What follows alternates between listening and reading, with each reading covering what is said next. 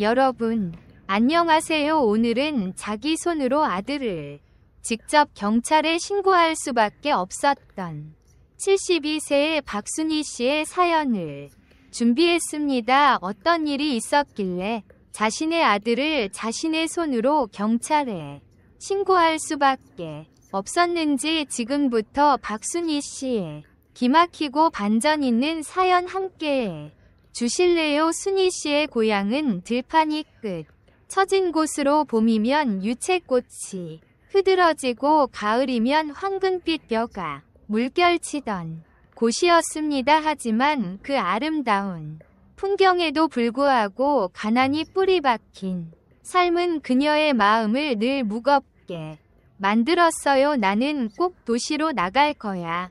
돈도 벌고 멋진 집에서 살면서 맛있는 것도 실컷 먹을 거야. 그녀는 린마에 스스로 다짐하곤 했답니다. 부모님은 딸이 낯선 도시에서 고생할까 걱정하며 말렸지만 순희 씨는 결연한 태도로 말했어요. 어머니, 아버지, 저도 더 이상 이렇게 살 순 없어요. 저 도시에 나가서 꼭 성공할 거예요. 20살이 되던 해 순희 씨는 작은 보따리에 온 몇 벌과 간단한 생필품을 챙겨 들고 서울로 떠났어요. 기차를 타고 창밖으로 스쳐 지나가는 풍경을 바라보며 그녀는 마음 한편으로 설렘과 두려움을 동시에 느꼈답니다. 서울에 도착한 첫날 순희 씨는 거대한 빌딩 숲과 붐비는 인파를 보고 압도 당했어요. 화려한 간판들과 바쁘게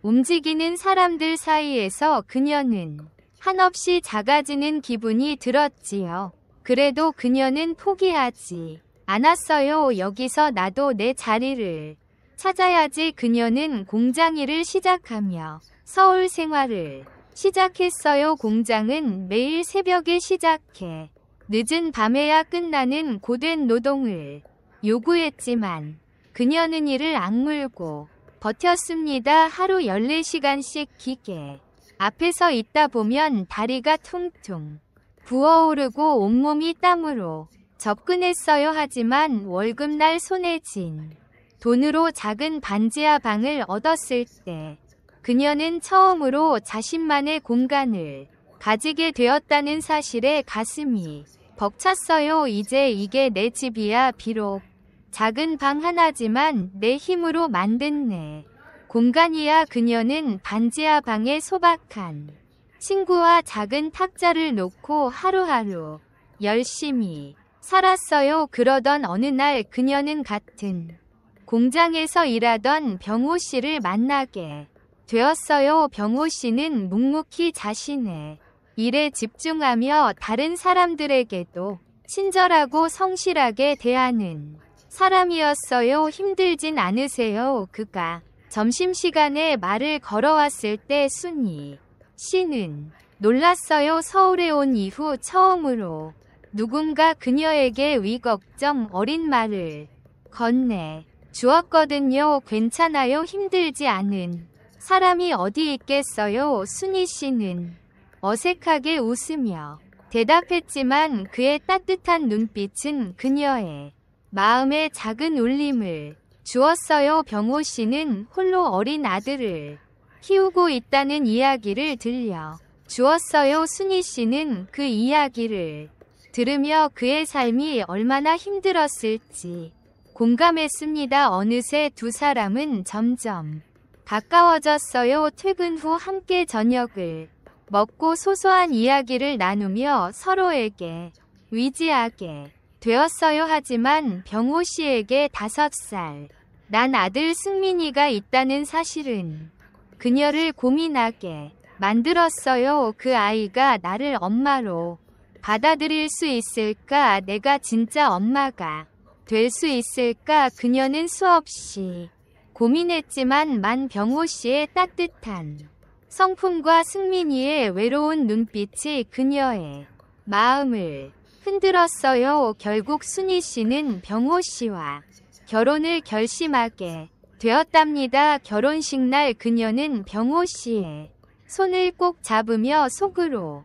다짐했어요. 새로운 가정이 시작되었으니 나도 열심히 노력해야지. 승민이도 잘 지고야 말겠어. 결혼 후 씨는 새로운 가족과의 생활에 적응하기 위해 부지런히 움직였어요. 그녀의 아침은 늘 바빴답니다. 병호 씨가 출근 준비를 하는 동안 순희 씨는 승민이의 도시락을 싸고 집안을 정리하며 하루를 시작했어요. 승민아, 어서 일어나야지. 학교 늦겠어. 순희 씨는 다정한 목소리로 승민이를 깨웠지만 아이는 침대에서 이불을 뒤집어 쓴 채 고개를 내밀지 않았어요. 싫어요. 엄마 말고 아빠가 절 깨워줬으면 좋겠어요. 순희 씨는 잠시 멈칫했지만 곧 웃으며 말을 이었답니다. 아빠는 출근 준비로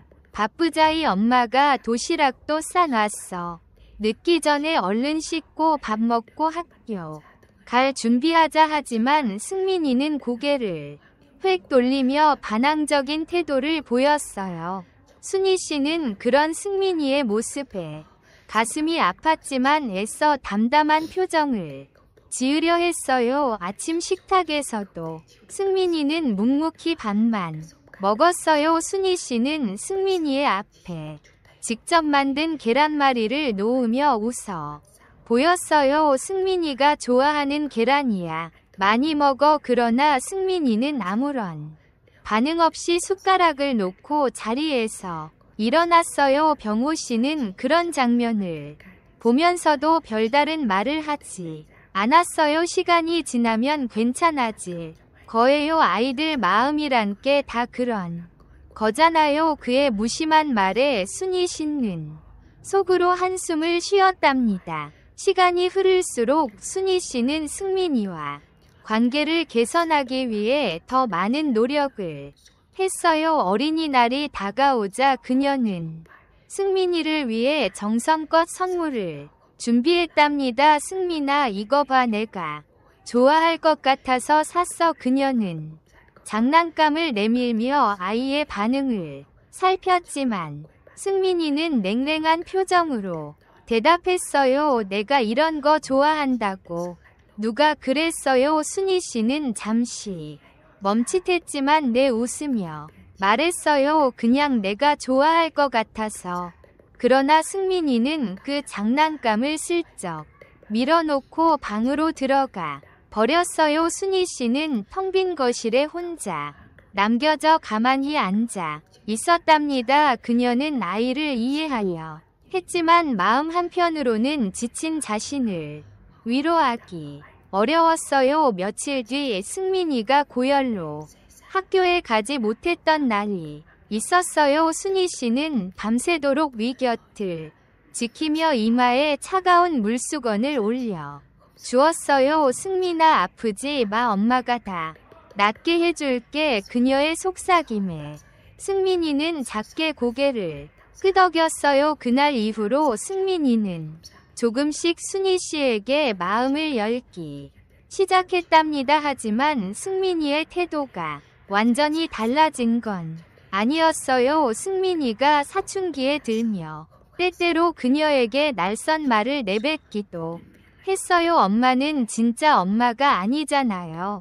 아빠가 엄마랑 결혼해서 어쩔 수 없이 같이 사는 것뿐이에요. 나도 엄마를 진짜 엄마라 생각 안 한다고요. 그 말에 순희 씨는 한동안 침묵했지만 그녀는 차분하게 대답했습니다. 그래도 엄마는 승민이를 정말 사랑해. 엄마는 항상 가보면 좋겠어. 그녀의 진심 어린 태도는 승민이의 마음을 조금씩 흔들기 시작했습니다. 순희 씨는 승민이가 언젠가 자신을 진심으로 받아들여줄 거라 믿으며 매일 작은 노력을 쌓아가고 있었답니다. 승민이의 사춘기도 끝이 나고 어느덧 고등학교를 졸업하고 성인이 되었어요. 학업을 마치고 안정적인 직장을 잡은 승민은 몇 년 후 결혼을 하며 완전히 부모의 품을 떠나갔죠. 순희 씨는 승민의 성장과 독립을 축하하며 그가 점점 멀어지는 것 같아 마음 한편이 허전했어요. 가끔씩 승민이 집에 찾아왔지만 방문은 짧았고 그저 필요한 이야기만 하고 돌아가곤 했어요. 결혼 후에는 그 횟수마다 점점 줄어들었지요. 엄마, 요즘 일이 바빠서요. 시간 나면 연락드릴게요. 승민이가 했더니 말은 그의 삶에서 부모가 점점 뒷전이 되고 있다는 걸 느끼게 했어요. 하지만 순희 씨는 아들이 바쁘다는 걸 이해하려 했습니다. 그래도 결혼해서 잘 사는 게 중요하지. 스스로를 달래며 아들의 행복을 빌었어요. 승민이의 아내 수지는 겉으로는 예의 바르고 공손한 태도로 순희 씨를 대했지만 속내는 전혀 달랐습니다. 그녀는 시어머니와 깊은 관계를 맺으려는 의지가 전혀 없었고 순희 씨를 단순히 귀찮은 사람 정도로 생각했죠. 그런 수진의 태도는 승민이 점점 더 부모와 멀어지게 만드는데 일조했을 승민이가 집에 방문했을 때였어요. 순희 씨는 그동안 묵혀둔 이야기를 꺼내보기로 했습니다. 그녀는 승민의 손을 꼭 잡으며 말했어요. 승민아, 너는 잘 지내니? 내가 바쁘다는 건 알지만 엄마는 내 얼굴을 더 자주 보고 싶구나. 순희 씨의 진심 어린 말에 승민은 어색한 미소를 지으며 대답했어요. 네, 엄마, 시간 나면 또 올게요. 그 대화 이후에도 승민은 부모와의 관계를 유지하기 위해 최소한의 노력만 기울였어요. 가끔씩 보내는 전화 한 통, 명절에 형식적으로 찾아오는 방문이 전부였지요. 수지는 승민에게 더 이상 본가에 갈 필요가 없다고 은근히 부추이곤 했습니다. 어차피 어머니는 우리가 연락을 안 하면 안 하는 대로 적응하시면 사실 거예요. 승민 씨가 너무 신경 쓸 필요 없어요. 며느리 수진의 말은 승민의 마음속에 있는 약간의 죄책감을 덜어주는 동시에 부모와의 거리감을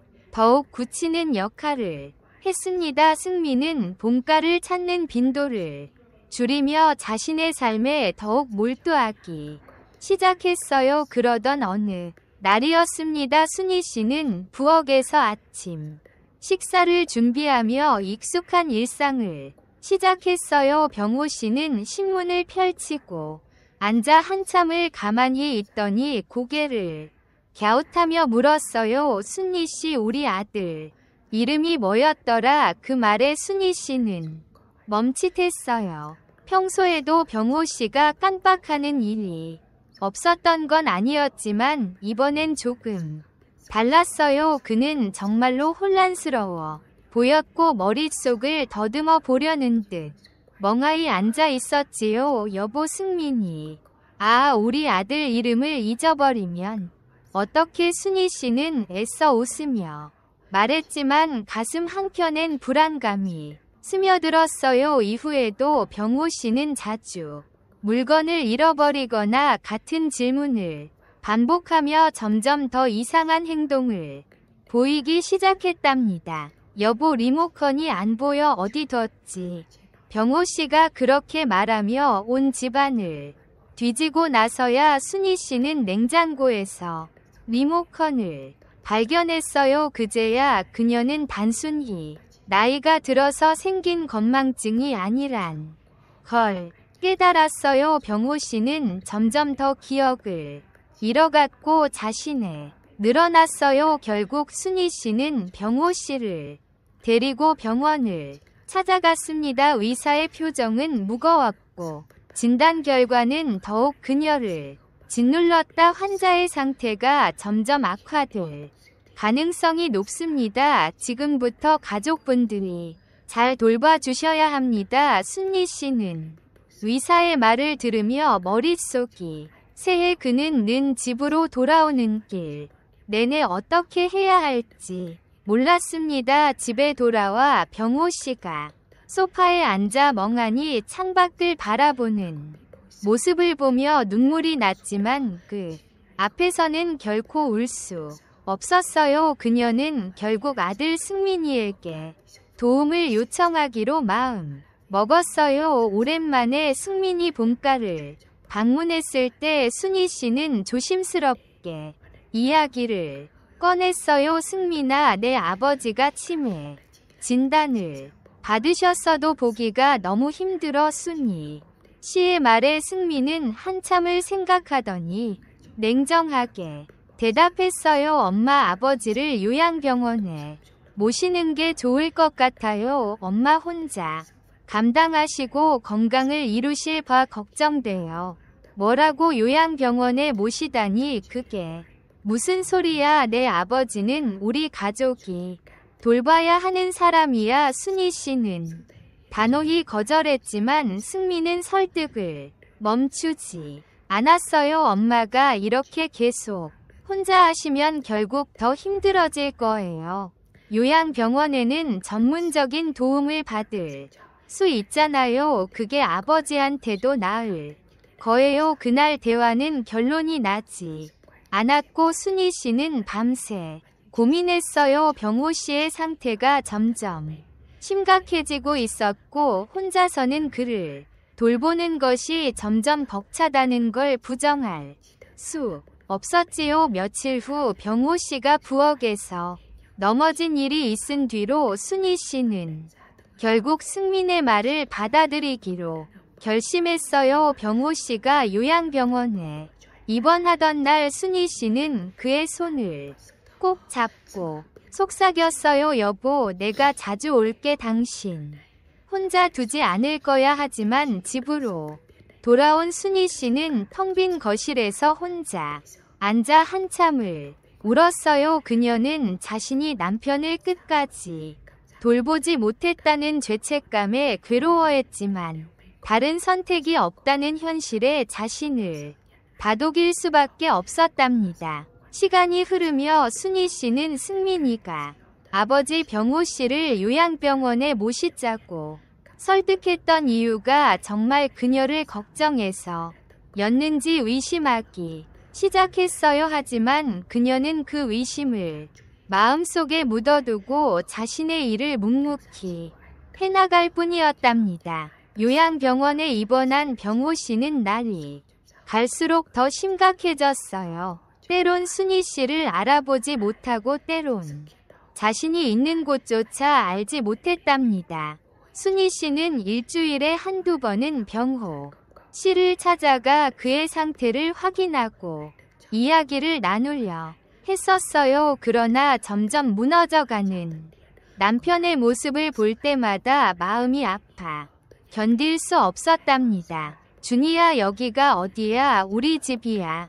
우리 이사 왔어. 병호 씨는 그렇게 묻고 했어요. 순희 씨는 억지로 미소를 지으며 대답했죠. 아니에요, 여보. 우리 집은 아니지만 내가 자주 찾아올게요. 그녀의 삶은 남편을 걱정하며 보내는 하루하루로 가득 찼지만 그런 그녀를 더 큰 충격으로 몰아넣는 일이 벌어졌어요. 하루는 승민이가 예고도 없이 본가를 찾아왔어요. 그는 요양병원을 들렀다 왔다며 자신만만한 표정으로 순희 씨에게 말했어요. 엄마, 아버지가 제게 아파트를 주셨어요. 여기 계약서도 있어요. 그는 자신이 작성한 계약서를 내밀었어요. 순희 씨는 순간적으로 얼어붙였어요. 뭐라고? 내 아버지가? 이건 말도 안 돼. 내 아버지가 그런 일을 할 리가 없어.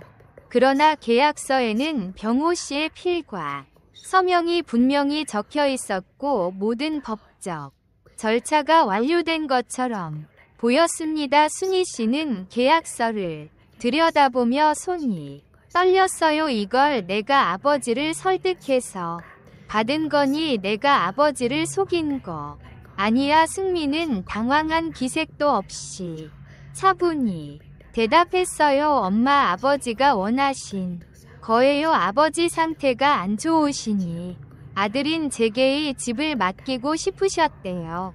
순희 씨는 믿을 수 없었어요. 병호 씨가 치매에 걸려 자신의 상황조차 제대로 이해하지 못하는 상태였는데 어떻게 이런 복잡한 계약서를 작성할 수 있었을까요? 그날 저녁 승민은 아내 수진과 집에서 대화를 나눴어요. 머뭇거리는 승민을 보고 수진은 부드러운 목소리로 말했어요. 여보, 왜 이렇게 신경 써?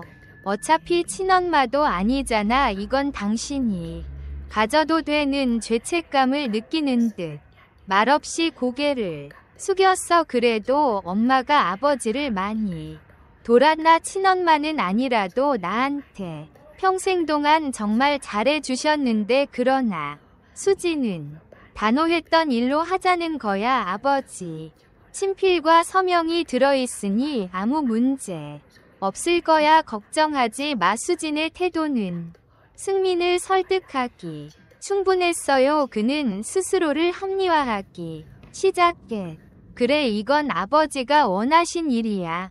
아버지가 원하신 일이라고. 우리가 몸이 안 좋은 아버지에게 지키는 대로 작성하라고 강요하기 했지만 어쨌든 아버지가 직접 아버지 손으로 작성하신 거잖아. 순희 씨는 밤새 승민이가 넘겨 준 계약서 사본을 손에 들고 잠을 이루지 못했어요. 계약서가 진짜인지 병호 씨가 정말로 승민의 말처럼 자발적으로 서명한 것인지 도무지 믿을 수 없었답니다. 다음날 그녀는 병호 씨를 찾아갔어요. 여보, 이거 당신이 작성한 거야. 승민이가 어제 이걸 나한테 주던데. 병호 씨는 멍한 표정으로 계약서를 바라보다가 고개를 었어요. 그게 뭔데? 난 그런 건 몰라.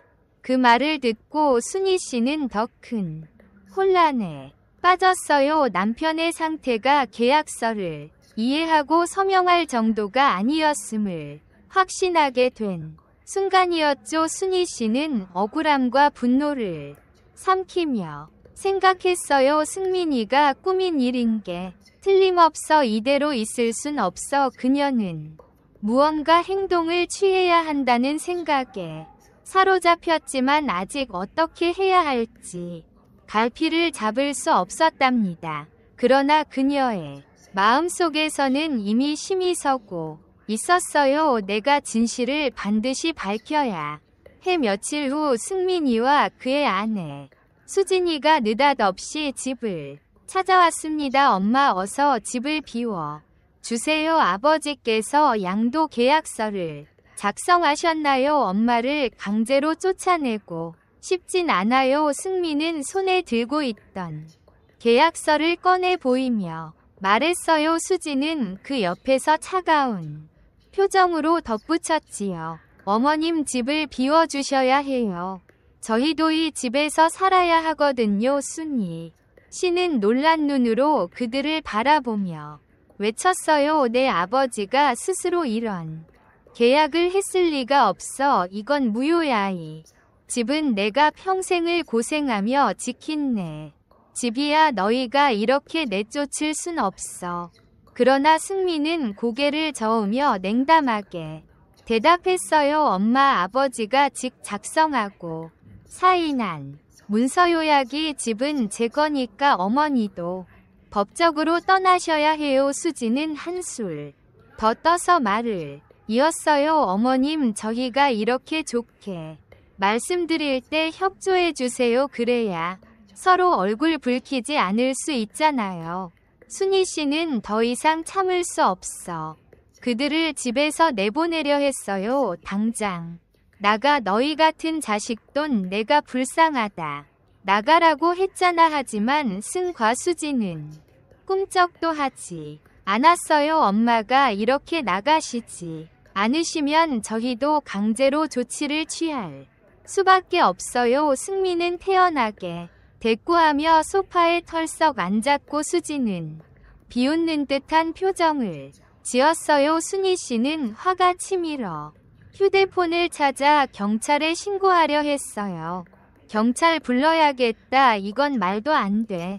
하지만 그녀는 휴대폰을 어에 뒀는지 순간적으로 기억이 나지 않았어요. 최근 들어 잠도 제대로 못 자고 너무 큰 스트레스를 받았기 때문이었죠. 서둘러 이곳저곳을 뒤지며 찾기 시작했어요. 그러나 시간이 지나도 휴대폰은 보이지 않았고 그 모습을 지켜보던 수진이 비아냥거리듯 한마디를 내뱉었. 어머님 혹시 치매 초기세요? 물건을 이렇게 잊어버리시고. 그 말에 순희 씨는 몸이 굳었어요. 무슨 소리야. 내가 왜 치매야. 그냥 잠깐 깜빡한 것뿐이야. 하지만 수진은 고개를 갸웃거리며 승민을 힐끔 바라봤어요. 여보, 아무래도 어머님도 병원 한번 가보셔야 할 것 같아요.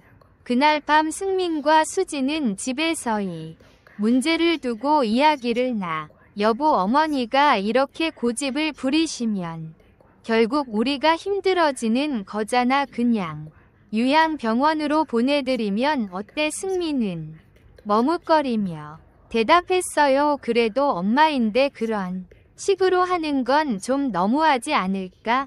하지만 수지는 차갑게 말했지요. 어차피 친엄마도 아니잖아. 아버님도 요양병원에 계시니까 어머님도 같이 계시는 게 더 낫지 않을까? 승민은 죄책감이 스쳐 지나갔지만 수진의 말에 점점 설득 당하기 시작했어요. 우리가 강제로 쫓아내는 것보다는 어머님이 스스로 요양병원에 가시는 게 낫겠지. 며칠 후 승민과 수진은 다시 집을 찾아왔어요. 그들은 여전히 순희 씨가 집을 비우지 않으면 법적인 조치를 취할 수밖에 없다고 위협했을. 법적으로도 아무 문제가 없어요. 순순히 나가주세요. 우리도 더 이상 문제를 일으키고 싶진 않아요.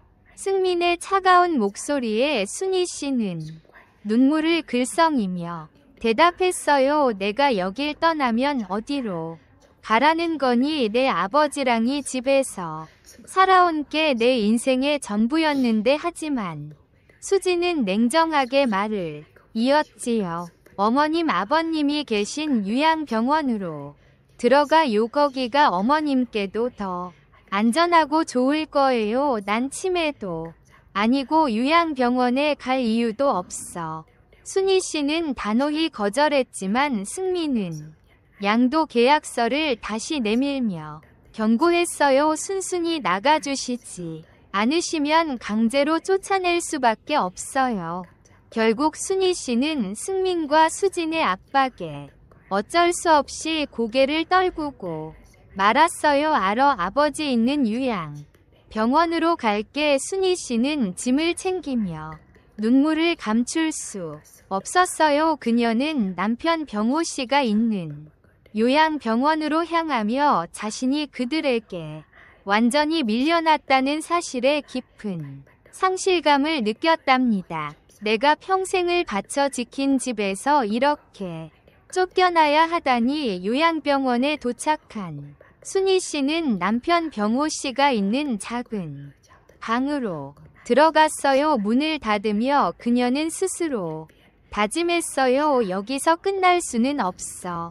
내가 모든 걸 되찾아야 해. 그날 밤 순희 씨는 텅 빈 방 안에서 자신이 할 수 있는 일이 무엇인지 고민하며 밤새도록 깨어 있었어요. 그녀는 더 이상 자신이 당하고만 있지 않겠다고 결심했습니다. 요양병원의 하루하루는 고했지만 순희 씨의 마음은 결코 고요하지 않았어요. 그녀는 남편 병호 씨의 상태를 꾸준히 살지만 병호 씨는 여전히 자신을 알아보지 못했답니다. 여보, 나야 순희예요. 순희. 병호 씨는 그녀를 바라보며 고개를 갸우뚱했.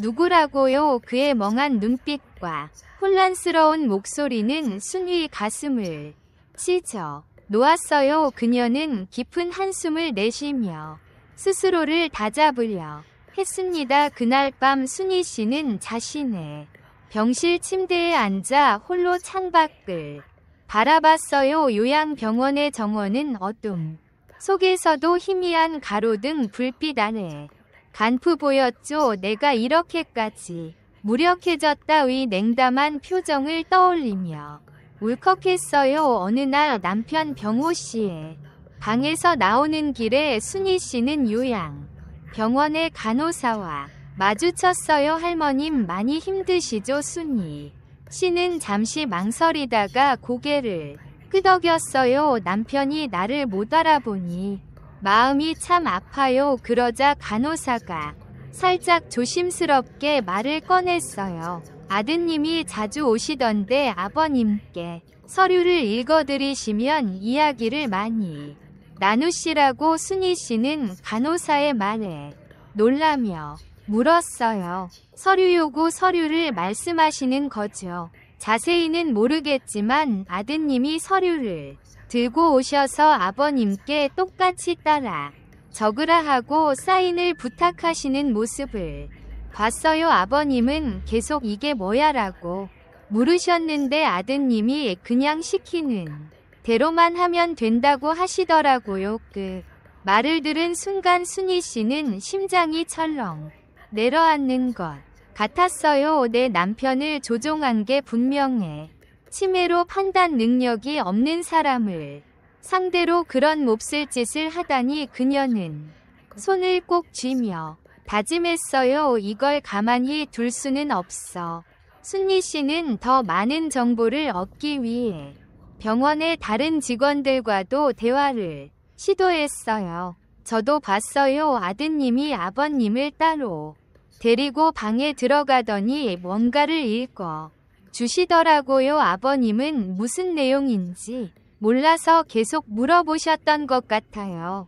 아드님이 이건 우리 가족을 위한 거니까 걱정하지 마세요라고 설득하시오. 아버님은 결국 귀찮아 하시면서 시키시는 대로 따라하신 것 같았어요. 직원들의 증언을 들을수록 순희 씨의 의심은 확신으로 바뀌었어요. 승민이가 남편을 속여 계약서를 작성하게 만든 게 분명해. 이건 불법이야. 그날 밤 순희 씨는 침대에 앉아 메모장을 펼쳤어요. 그녀는 간호사들과 직원들의 증언을 하나씩 적어나가며 스스로에게 다짐했어요. 내가 이대로 물러날 수는 없어. 남편을 지키지 못한 것도 억울한데 나까지 이렇게 당할 순 없지. 순희 씨는 자신의 억울함과 분노를 불씨 삼아 싸우기로 결심했답니다. 내가 혼자 싸우더라도 진실은 밝혀야 해. 요양병원의 차가운 침대 위에서 그녀의 결심은 점점 단단해졌어요. 이제 순희 씨는 더 이상 무력하지 않았습니다. 그녀는 남편 병호 씨의 억울함과 자신의 삶을 되찾기 위해 법적 대응을 준비하기로 했어요. 그녀는 이 싸움이 쉽지 않을 것을 알고 있었어요. 그러나 이번엔 결코 물러서지 않을 준비가 되어 있었답니다. 요양병원의 침대에 앉아 있던 순희 씨는 결심을 행동으로 옮기기로 했어요. 순희 씨는 요양원 직원의 도움으로 외출을 나갔어요. 가슴이 뛰는 긴장감을 안고 변호사 사무실을 찾았어요. 변호사는 그녀의 이야기를 차분히 듣고 고개를 끄덕였지. 말씀하신 대로라면 계약서 작성 당시 상황이 매우 중요합니다. 팀의 환자를 속여 계약을 체결한 것은 법적으로 큰 문제가 될 수 있습니다. 순희 씨는 간호사들과 직원들의 증언을 정리한 메모와 계약서를 변호사에게 제출했어요. 제 남편은 치매로 판단 능력이 없었습니다. 그런데도 저희 아들이 이런 짓을 했어요. 남편을 숙여가며 계약서를 작성하게 만들었다니 저는 도저히 용서할 수 없어요. 변호사는 증거 자료들을 면밀히 살펴보며 말했다. 병원 기록과 당시 진단서를 확보하면 큰 도움이 될 겁니다. 다음 날 순희 씨는 남편 병호 씨를 진단했 의사를 찾아갔어요. 선생님, 남편이 계약서에 서명할 당시 상태가 어땠는지 증언해 주실 수 있으신가요? 의사는 병호 씨의 의료 기록을 살펴보며 고개를 저어서 환자분이 서류의 내용을 이해하고 스스로 판단하는 것은 불가능했을 겁니다. 순희 씨는 의사의 진단서와 진술을 받아들고 눈물을 흘렸어요. 이제야 조금 빛이 보이는 것 같아요. 한편 승민은 고소장을 받고 크게 당황했어요. 그는 손에 든 서류를 내려다보며 머릿속이 하해 있습니다. 사기 및 강요 혐의 단어들이 그의 눈앞에서 춤추듯 흔들렸지. 손이 떨려 고소장을 놓칠 뻔한 그는 곧바로 전화기를 집어들고 수진에게 연락했어요. 수진아, 큰일 났어. 어머니가 나를 고소했어요. 머릿속에서는 온갖 생각이 휘몰아쳤습니다. 그는 자신이 저지른 잘못들을 뼈저리게 깨닫고 있었어요. 그러나 그 순간에도 수진은 차갑게 현실적인 태도를 유지했는지 어차피 아버님 손으로 작성한 계약이고 합법적으로 체결됐다고 하면 되는 거야. 마음 단단히 먹고 끝까지 발 빼며 수진의 말은 그럴 듯하게 들렸지만 승민의 마음속에서 점점 더 큰 죄책감이 싹트고 있었어요. 그날 밤 승민은 한숨도 잘 수 없었어요. 어머니의 눈물이 떠올랐고 자신이 저지른 일이 어떤 의미를 가지는지 차 깨닫고 있었습니다. 며칠 뒤 승민은 더 이상 견딜 수 없어 수진에게 말했어요. 수진 씨, 안 되겠어. 어머니를 찾아가서 용서를 구해야 할 것 같아. 수진은 한숨을 내쉬며 승민을 바라봤어요. 승민 씨, 지금 어머니를 찾아가면 더 일이 커질 수도 있어요. 그냥 끝까지 모른 척하는 게 낫다니까. 경찰 조사나 재판에서 결백을 주장하면 그만이야. 하지만 이건 잘못된 일이야. 내가 아버지를 이용했고 어머니를 속였. 수진은 차갑게 대꾸했어요. 어차피 친엄마도 아니시잖아요.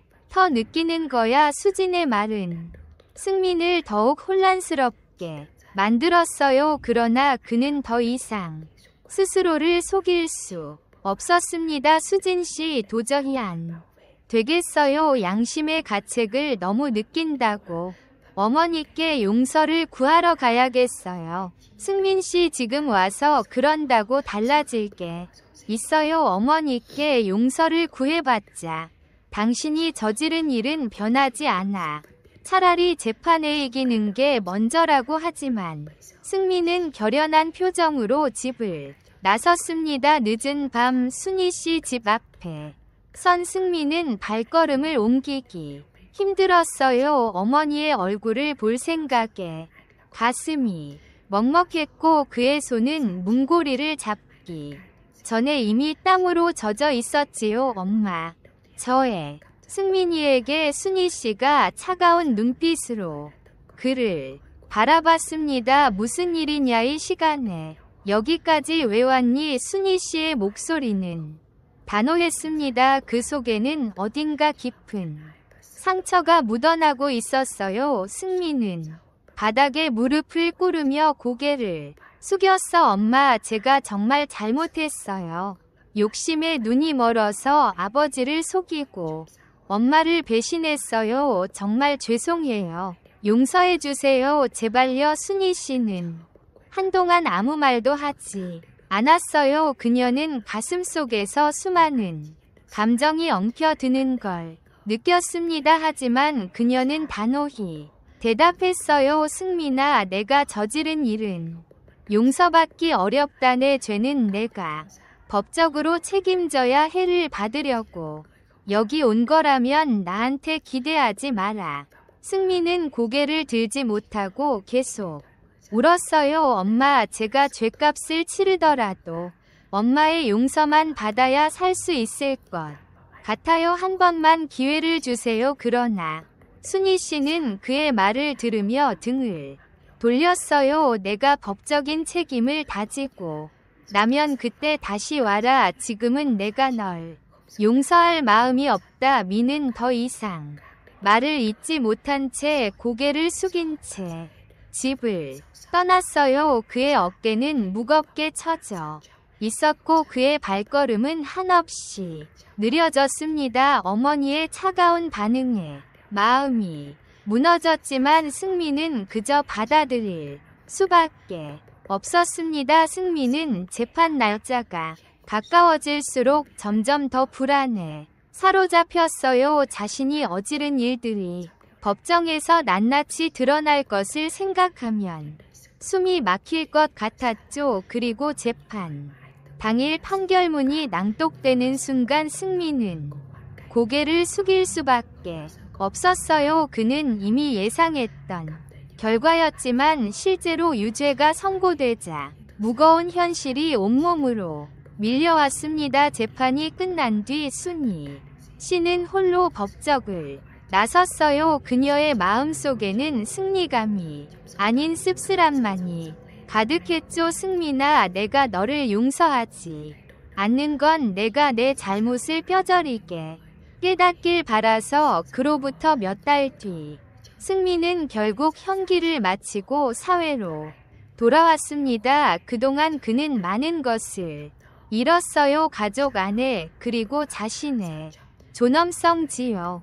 그러나 그는 한 가지 희망을 품고 있었습니다. 어머니가 자신을 받아들여 줄 거라는 희망이었지만 순희 씨를 다시 찾아가 용서를 구하기로 결심했습니다. 그러나 어머니의 마음이 쉽게 열릴지는 아무도 알 수 없었어요. 순희 씨는 아파트 정원에 핀 꽃들을 바라보며 차를 홀짝이고 있었어요. 봄 바람이 살랑이는 아침이었지만 그녀의 마음은 여전히 어두운 그림자에 갇혀 있었습니다. 그녀는 자신이 이루어낸 승리를 기뻐할 수 없었어요. 아들의 잘못을 바로 잡았다는 자부심은 있었지만 어머니로서의 상처는 너무 깊었죠. 그날 승민이 문을 두드렸습니다. 그녀는 문을 열자마자 놀란 표정으로 그를 봐.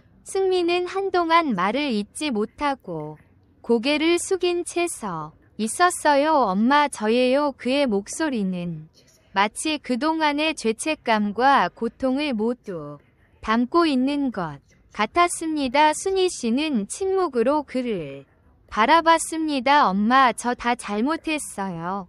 진작에 말을 했어야 했는데 너무 늦어버렸네요. 이은희로 가득 차 있었습니다. 그는 어색하게 웃으며 말을 이어갔어요. 수진이랑도 이혼했어요. 엄마가 말씀하신 대로 내가 정말 잘못된 선택을 했던 것 같아요. 이제 와서 이런 말을 한다고 해서 무슨 의미가 있겠어요. 그래도 용서해주세요. 순희 씨는 떨리는 손으로 승민을 바라봤습니다. 한때 자신의 전부였던 아들이 이렇게 무너진 모습으로서 있는 것을 보니 마음이 아프면서 분노가 다시 고개를 들었어요. 승민아, 내가 지금 무슨 말을 하는지 잘 알고 있니? 그녀의 목소리는 차분했지만 그 안에는 수많은 감정이 얽혀 있었죠. 승민은 눈물을 닦으며 무릎을 꿇고 어머니를 바라봤어요. 엄마, 내가 잘못했어요. 정말이에요. 이제라도 용서받고 싶어요. 그동안 매일 후회하며 살았어요는 그의 말을 듣고 한동안 침묵에 빠졌습니다. 그녀의 머릿속에는 그동안의 기억이 스쳐 지나갔습니다. 어린 시절에 순수했던 승민, 점점 그녀와 멀어지던 모습, 그리고 결국 자신을 배신한 아들의 모습까지. 승민아, 내가 나에게 준 상처는 너무 컸어. 내가 그런 일을 저지르지 않았다면 우린 지금도 한 가족으로 행복했을 거야. 그녀는 눈물을 삼키며 말을 이어갔어요. 하지만 내가 진심으로 뉘우치고 있다면 나도 고민해볼게. 지금 당장은 모르겠어. 내가 내 잘못을 잊고 다시 너를 받아들일 수 있을지. 승민이 돌아간 뒤 순희 씨는 마당에 앉아 하늘을 바라봤습니다. 용서란 정말 어려운 일이구나. 승민이 떠난 후로 지 생각이 그녀를 괴롭혀 그녀는 여전히 결정을 내리지 못한 채 하루하루를 보내고 있었습니다. 내가 이 아이를 용서하는 게 맞는 걸까? 그녀의 고민은 쉽게 끝날 것 같지 않았습니다. 지금까지 순희 씨의 이야기를 끝까지 들어주셔서 감사합니다. 순희 씨가 아들을 용서할지 아니면 남남으로 지내는 길을 선택할지는 오직 순희 씨의 마음에 달려 있겠지요. 이 사연을 듣고 계신 여러분들이라면 어떻게 하실 건가요? 죗값을 받고 나왔으니 그래도 용서를 해주실 건가요? 아니면 작정하고 부모를 속인 아들과 연을 끊으실 건가요? 여러분들의 생각을 댓글로 남기고 다른 분들과 생각을 공유해 보세요. 그리고 영상을 종료하시기 전 구독과 좋아요 한 번씩 부탁드립니다. 그럼 저는 다음 영상으로 여러분을 찾아뵙겠습니다. 감사합니다.